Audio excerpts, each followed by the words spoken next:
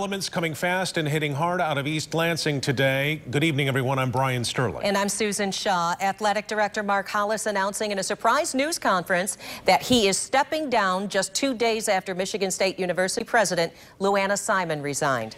MSU trustees are in scramble mode tonight. They held an emergency meeting to appoint an acting president, and they apologized for the university's delayed response. A new ESPN report out this afternoon points the finger at big-name Spartan coaches Tom Izzo and Mark D'Antonio, saying there is a crisis at Michigan State.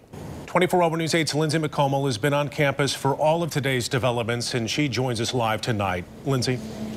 Well, Brian and Sue, here's where everything stands right now. Bill Beekman, VP and Secretary of the Board of Trustees, now acting president as the board begins their search for an interim president. We were inside that meeting as all of the trustees also gave individual statements, many becoming emotional, even crying, saying they are committed to making changes here at MSU.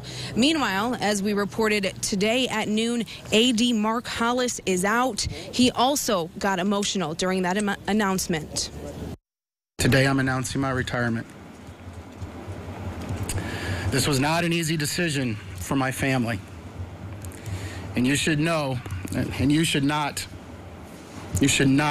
jump to any conclusions based upon our decision. After a decade of leading Michigan State athletics, Mark Hollis announced he is stepping down as athletic director, maintaining he knew nothing about Nassar's abuse. At the beginning of my tenure as athletic director, I established a mission statement, one with a student athlete at its core. Our first priority has always been their health and safety. That focus, along with our core values, has guided our department each and every day.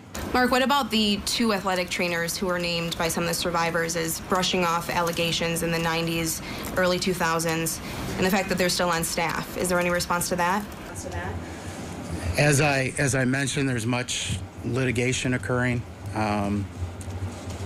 That is in that realm. I'm not privy to all those conversations. The Board of Trustees also acknowledging the litigation, but that their focus must shift to making meaningful changes on campus. We are here for you, to listen to you, to protect you, to defend you. And I am committed to do everything I can do and to raise my voice to make sure that we move forward as a university community, and that this never happens again. And the one commitment I have is to make certain that I stay here and redouble our work and redouble how I'm going to perform to make Michigan State University a better institution. Never going to happen again. That last statement coming from Vice Chair Joel Ferguson. Again, he's the one who's gotten a lot of pushback this week based on statements he made during a radio interview earlier this week, saying, though, that he is committed to staying on board. And coming up at 6 o'clock, we're hearing more from Trustee Byram, who had some very harsh words about his statements. Hear what she has to say and what she thinks he should do on the Board of Trustees. Reporting live in East Lansing, Lindsay McComal, 24 Hour News 8.